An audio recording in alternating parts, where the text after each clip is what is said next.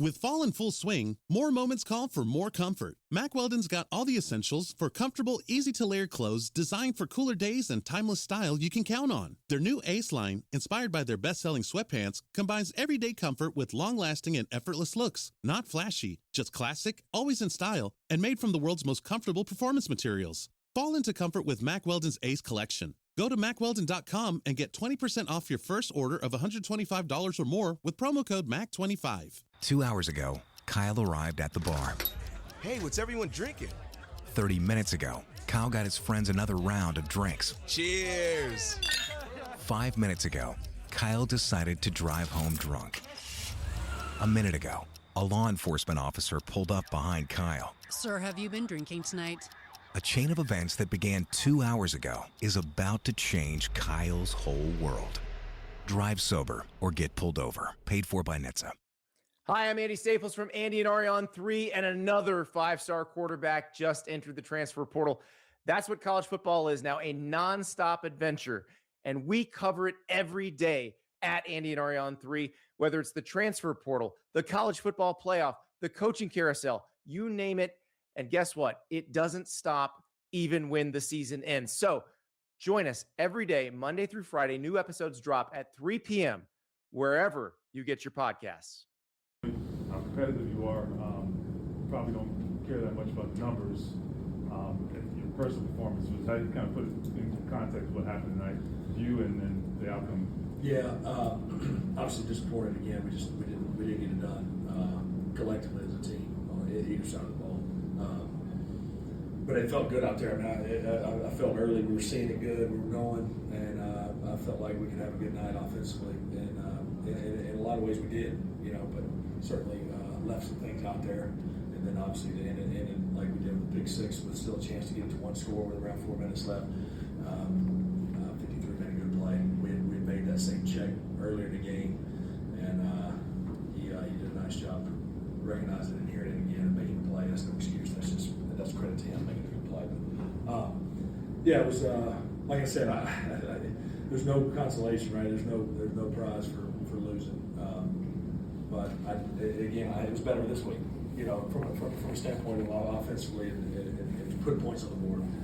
But you got to win with it, like we said. And right now we're not getting it done. And I know this locker room's hurting. Again, I've been a part of it for a short time, for 2 losses, and I know that it's been a long slide now for over a month, and I know that's tough. Been a part of those slides, and now I'm obviously a part of this right now. But we just got to find a way to dig deep and find a way to win a football game. And we can't worry about all the scenarios and all the things out there. I know they're all out there. I know what they are. But we got to find a way to win a football game, or none of the scenarios come into play. How do you approach that? You've been in this game for a very long time. But how do you approach it when you know there's between now and your next game a million things that coulda, woulda, shoulda, whatever to help you all game? Yeah. I think it's as simple, and Shane said it in the locker room, as we signed up for 17. Obviously, I didn't sign up for all 17 of them, but he signed up for 17, and I just remember having to live that in years past. It's our job, to stick and bring it and give everything we got in every game, whatever game you're in, regardless of the situation. And that's, to me, the matter of fact route. The other part of it is, this is a National Football League, and you've all dreamed of playing in this game as a kid. And if someone asked you again, would you play if y'all were going to be 2-14 like some of these teams are? If you had 2 games left, heck yeah! What do you mean we get to play an NFL football game again? So, those are the 2 simplest routes to take. But it's first and foremost our job to go stick and do the work we've been asked to do. And we've come up short, but what we've been asked to do is give our best effort. And so that's what has to be done. These next few days of preparation, which are a short week with Christmas on Thursday, and then a division opponent that's on fire right now. So we'll have to bounce back in a hurry.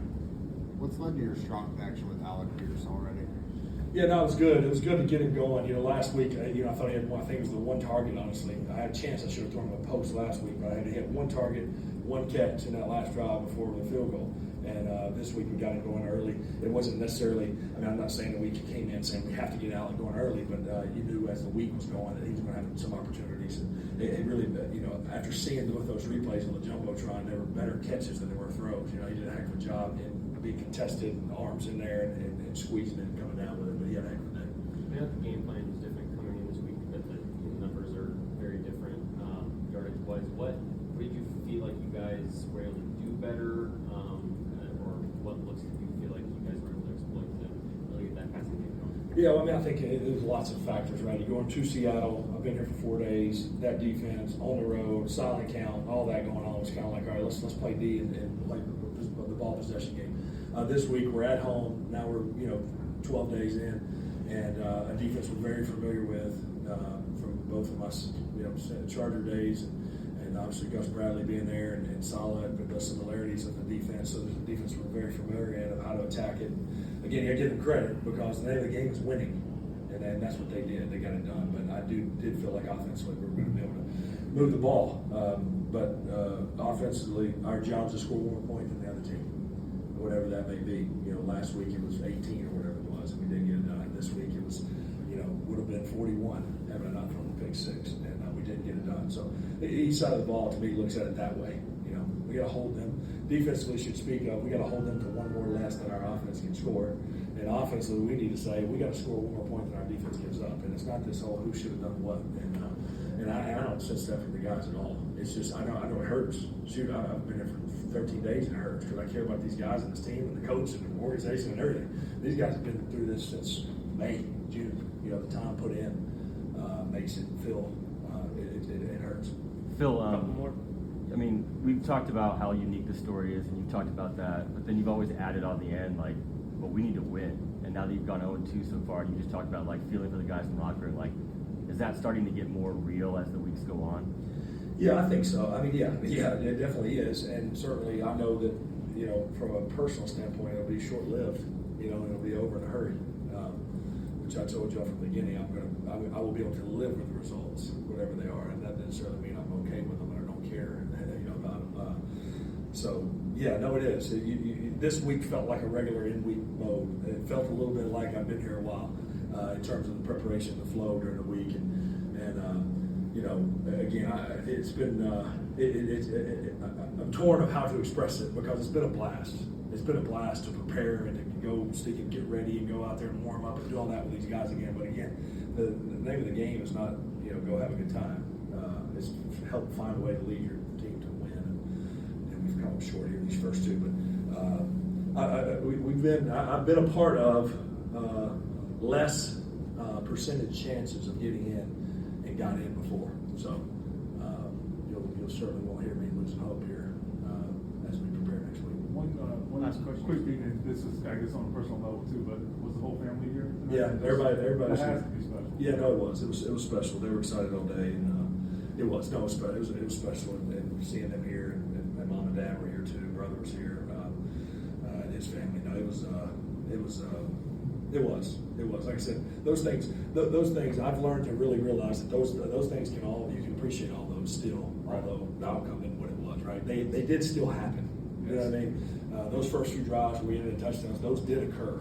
You're right. Those memories will be there. But again, at the end of the day, we are here to try to win the ball game. But I guess I've grown up and learned how to handle that a little better now. So, what years were you referencing about making the playoffs when you had a worse chance to? It was 2008. 2008, we were 4-8, and that percentage chance at that point was really low. And the Broncos were 8-4, and we rattled off 4 in a row, and they lost 4 in a row, and we beat them in week 17 to get in, and then beat the Colts at our place. We hosted the Colts that year. That's around the Colts fans. We hosted the Colts that year as an 8-8 division champion. I think they were 13-3 or 12-4. The Titans were whatever they were. Darren Sproles overtime game. So yeah, so it's worse odds have happened before. But again, those things are okay to know. I've found that helpful just to know what they are. But at the end of the day, let's line up and let's go try to win a football game, regardless of what happens everywhere else. Hi, I'm Andy Staples from Andy and Ari on 3, and another 5-star quarterback just entered the transfer portal.